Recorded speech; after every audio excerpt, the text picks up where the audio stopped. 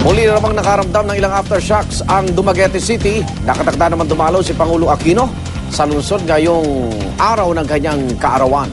May live report si Jiggy Manicad. Jiggy!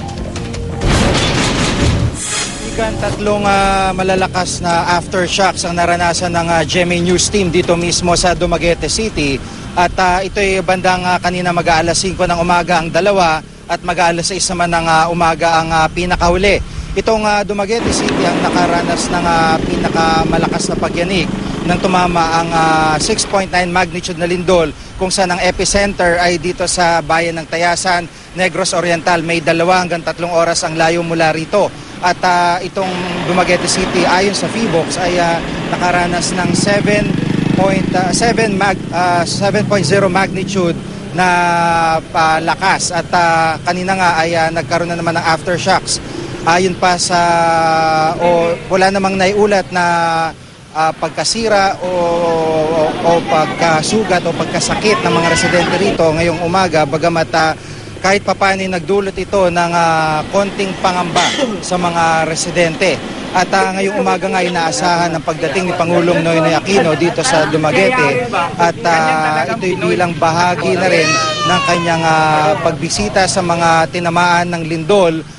Bukod pa dyan yung kanyang pagdiriwang ng kanyang ika-53 arawan na dito nga gaganapin sa kasama yung mga naging biktima ng lindol.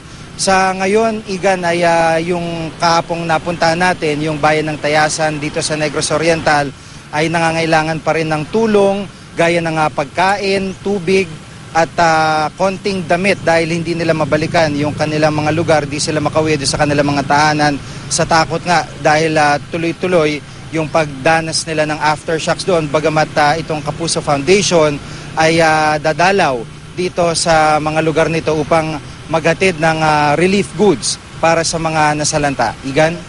Jiggy, yung problema ng transportasyon dyan ba sa Dumaguete City, medyo mas mabilis yung pagdating ng tulong?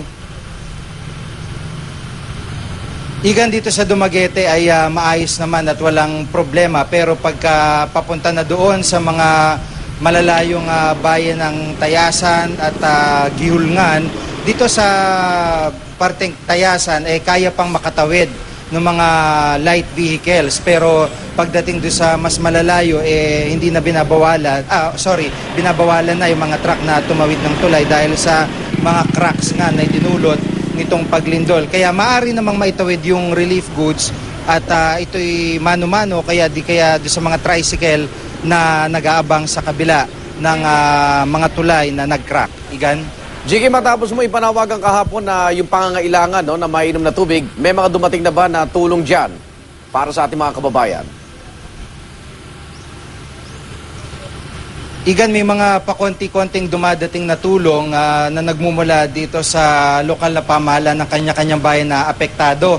Partikular yung Tayasan, kagabi ay mayroong mga ilang sako tayong nakita ng bigas na ipapamahagi dun sa mga residente. Pero sa dami nga nito, pag pinagati-hati ay kukulangin pa rin. Kaya importante na magtuloy-tuloy yung dating ng mga relief goods para dito sa mga apektado ng lindol.